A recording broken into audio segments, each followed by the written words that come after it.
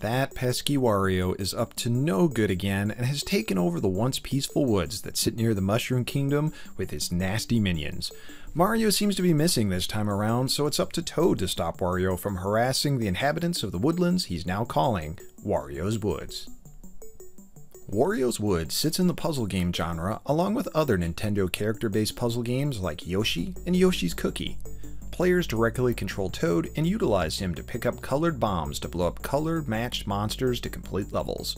With over 100 levels in multiple game modes, Wario's Woods manages to stay entertaining for many hours. If playing against the computer gets boring, you can take on a friend in split screen versus mode to find out who the true king or queen of the woods is.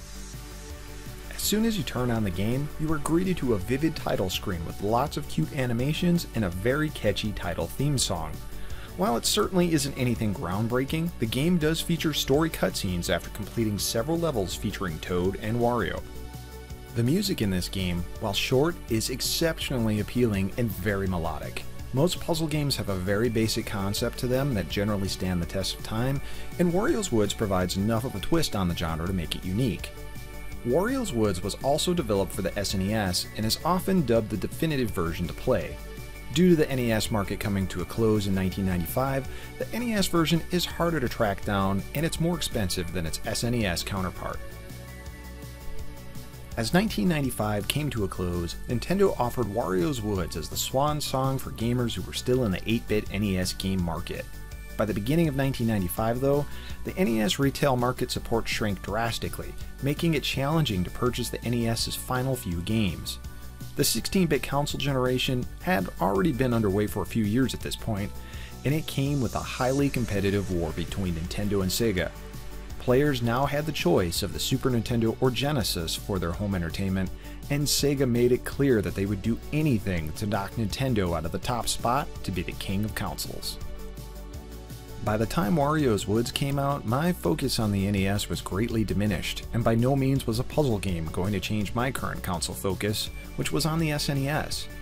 1994 was a banner year for the system, and with such releases as Mega Man X, Super Metroid, Breath of Fire, Donkey Kong Country, and Final Fantasy III released, how could you blame anyone for not wanting to go back to their NES?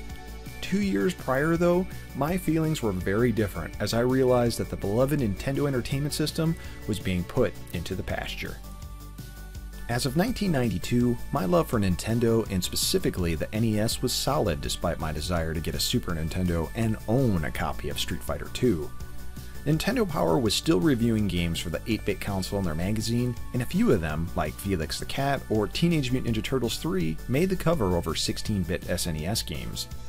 The smaller presentation of NES games was becoming apparent to me at rental and retail stores when the population of vertical standing boxes had a Sega logo on it for the 16-bit Genesis instead of a Nintendo system. The standout moment that emphasized that the shift to the 16-bit era had begun occurred for me with the arrival of Best Buy, a newer electronics store chain that had opened shop in a nearby town. My first visit to the store started fantastic, seeing all the different computers and other electronics that they had to offer. Still, something was missing in their massive video game department. Nintendo Entertainment System games. A quick conversation with the Best Buy clerk confirmed my fears. We don't sell NES games because Best Buy only carries the latest and greatest technologies like the Super Nintendo and Sega Genesis. For the first time, I understood the statement of what being left out in the cold meant. 8 years into its life cycle, the NES gray box we had all come to love had received a facelift by its original designer Lance Barr with a new top-loader design and a budget price of $49.95. While the new model matched the SNES's design and was more reliable when it came to booting up cartridges, it was inferior in its output capabilities, offering only RF output. Still, for less than the price of an SNES game, if you were one of the few households that didn't have an NES, now was the time to get one. Nintendo also launched a short-lived classic series of reprinted games featuring Metroid, Punch-Out, and both Zelda titles to support the legacy system. Ultimately, the decision to reprint more titles stopped when it became clear that the consumer had moved on to 16-bit titles. While the new game market for the NES was vanishing from 1992 to 1995, the used game market was booming. The paradigm shift to 16-bit meant that consumers were dumping their old games off to make the money to buy the new systems, and used game shops and flea markets were getting flooded with NES cartridges. The price for used NES games started to lower because of this, making it easier for kids on little allowance to pick up games at places like Funkoland. One could walk out of a used game store with 3 to 6 great titles for around $20, and the quantity over dollar ratio increased the further along the 16-bit era progressed. By 1997, I had left the console gaming world and traded it for PC gaming. With the lure of unique titles with online multiplayer capabilities, it seemed there was no need to go back to a dedicated video game system. I actually thought about offloading my entire console collection and games because of it. During one of my late-night internet sessions, however, I discovered Nesticle, the first console emulator I had ever encountered. Along with the link to the program, links to dozens of NES game files could also be downloaded. The possibility that I could download any NES game I wanted and reasonably quick on my 14.4 baud modem seemed ludicrous to me. Surely this had to be a joke, right? But I had to try it. I downloaded Nesticle, followed by the game Deja Vu, and lo and behold, after installing it and opening up the ROM file, the game started up. I stayed up all night, playing everything and anything that would work in Nesticle. With my 4-button Gravis gamepad plugged into the computer, I almost had the perfect NES experience. And now I could play every game that I couldn't afford before. With such an amazing experience, you would have thought that this would have solidified dumping my physical game collection, but instead, the opposite happened. The old itch of having an incredible physical game library came back. As almost unbelievable as it was that I had access to almost any NES game, that same magic of owning the physical game wasn't there. I couldn't gawk at the box art, nor could I read the instruction manual. As decent as the games played in Nesticle, the experience was not one-to-one compared to playing them on the original hardware. Rather than selling my games, I would use emulation to curate what the great games were.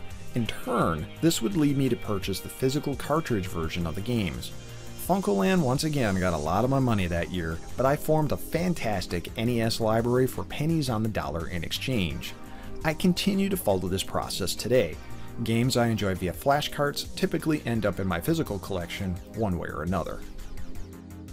Despite the NES losing popularity with gamers due to newer hardware, many people still actively collected for the system into the late 90s, and plenty of online video game forums were populated by eager NES gamers looking to own a complete NES collection. The NES emulation scene was also extremely popular, with ROM hackers taking their favorite NES games and tweaking them to add new levels or content. More so, Japanese games that never got the opportunity to be released in North America and around the world were receiving fan translations, essentially bringing out new playable games for fans of the 8-bit generation. By 2005, online video game streaming and video game YouTube personalities helped propel thriving NES communities and other classic gaming systems into the spotlight, creating a high demand for the NES console and its games. Fast forward to 2020, and the Nintendo Entertainment System is receiving brand new, homebrew developed games that are even exceeding what the original developers thought were possible on the system. Nintendo eventually got in on the action as well, launching the NES Classic, a plug-and-play box that gave casual and hardcore fans an easy dive into memory lane with 30 classic titles from the console's long history. The NES may have met its official end in 1995, but its flames will always burn internally in fans' hearts, old and new alike.